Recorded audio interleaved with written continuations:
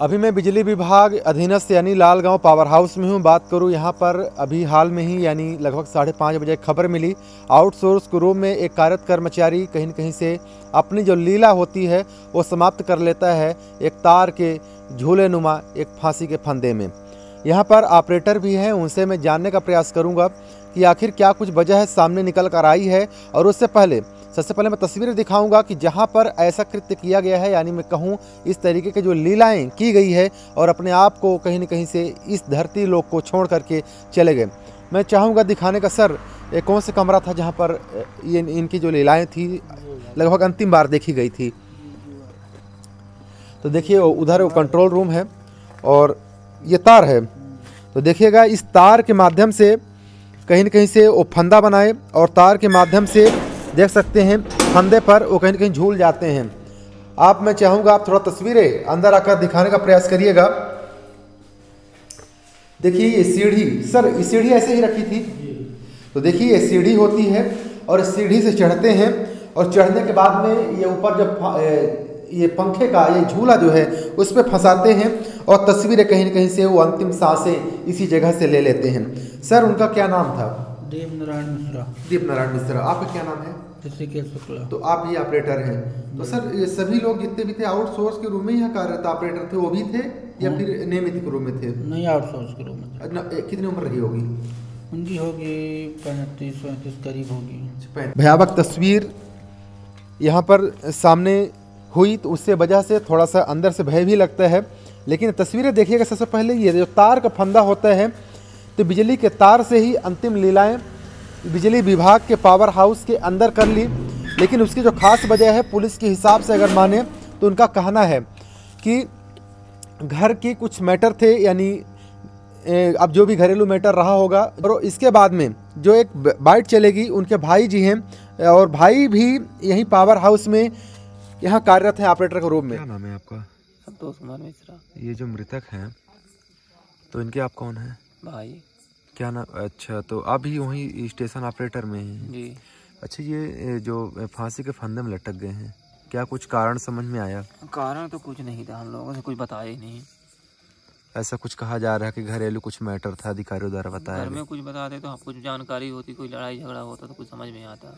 किसी ने कहा कि गाय वगैरह को लेकर के कुछ ऐसा बात? गाय वो इतना बड़ा टेंशन नहीं था, गाय मर गई तो मर जाती, तो उसका कोई बोले नहीं कि गाय मर गई कि क्या हो गया, उसको पता नहीं। तो पुलिस के माध्यम से बताया गया कि गाय वाला मामला था, हो गया। हम तो पहुंचे नहीं, जब उसके बाद पहुंचे, जब वहाँ पंचनामा बना दिए थे, गांव वाले बोलने लगे कि गाय मार दिए, इसलिए मर गया।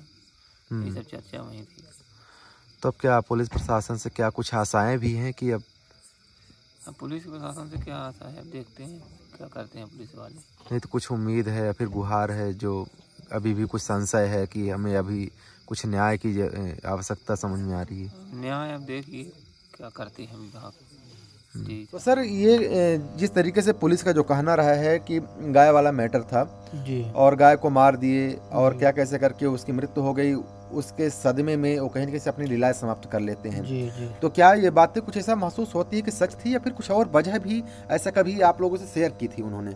हम लोगों से कोई शेयर तो भी कुछ बात हुई नहीं जी। वही जो आ रहा सुनने में वही तो मैं भी सुना हूँ, और मैं तो लेट में आया हूँ यहाँ। अच्छा, कितने बजे की घटना रही है ये लगभग 4 या 4:30 के बीच की थी। तो पुलिस वगैरह यहाँ पर जिनका हमला है पंचनामे के रूप में कुछ हो पाया कि भी नहीं हो पाया है? पंचनामे हो गए हैं। अब पोस्टमार्टम अभी? पोस्टमार्टम नहीं हुआ, कल होगा। अच्छा, आप लगभग परिजनों से भी मिलने गए थे, जी। तो परिजनों का क्या वही जो कथन पुलिस ने लिखी है वही है या फिर कुछ और भी देखने सुनने को मिला है? अभी तो हमको देखने के लिए कुछ नहीं मिला जी, न सुनने के लिए मिला, वही जो आप बता रहे हैं वही सुनने को मिला। तो चलिए ये कहीं न कहीं से एक छोटी बात और छोटी बात का ये सदमा। और गाय की जो बात हो रही थी, तो गाय की बात यह निकल कर आ रही है कि लगभग 3 दिन पहले गाय बच्चा देती है और गाय जो है होती है तो दूध नहीं देती है, कहीं कूदती है। तो 1-2 डंडे कहीं मारे और उनके सिर में अचानक से लग गया, तो जिसकी वजह से गाय की मौत हो जाती है। और बताया भी जाता है कि उन्होंने डॉक्टर से भी फ़ोन करके बात की कि आप इसको बचा लीजिए, वरना अब मैं भी इसके साथ में अपने आप को इस धरती लोक से जो लीलाएं होती है उसको मैं समाप्त कर लूँगा। और इसके ठीक ही 15 मिनट बाद पावर हाउस में आते हैं। उनकी ड्यूटी होती है 16 बजे से 24 बजे के बीच में। और एक बहुत बड़ा जो खतरनाक यानी मैं कहूँ वो मंजर कहीं न कहीं से वो देखते हैं और कहीं न कहीं से जो लीला होती है एक अंतिम सांसें पावर हाउस के माध्यम से कहीं न कहीं से वो समाप्त कर लेते हैं। सर कितने वर्षों से यहाँ पर कार्यरत थे? वो इसमें रहे कम से कम हो गया होगा अरे 8-10 साल थे। 10 साल। तो चलिए 10 साल आउटसोर्स की नौकरी और आउटसोर्स के माध्यम से छोटा सा जो परिवार होता है भरण पोषण वो कहीं न कहीं से करते हैं।